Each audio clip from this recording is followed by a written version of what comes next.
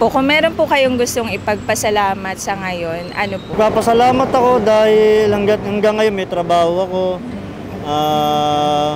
Ligtas sa anumang sakit yung pamilya ko. Nakakaraos kami sa araw-araw. Kahit papaano naman, ganun. Anak po, magandang trabaho po.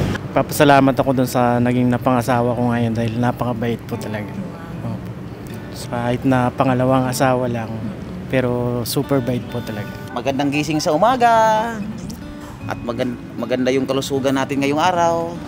Nagpapasalamat tayo sa tasan natin na binigyan tayo ng energy tuwing umaga sa pagising natin, wala tayong problema at sa malusog yung katawan natin kahit paano mahirap man o at least yung iniisip natin mindset lang. Ayun lang po.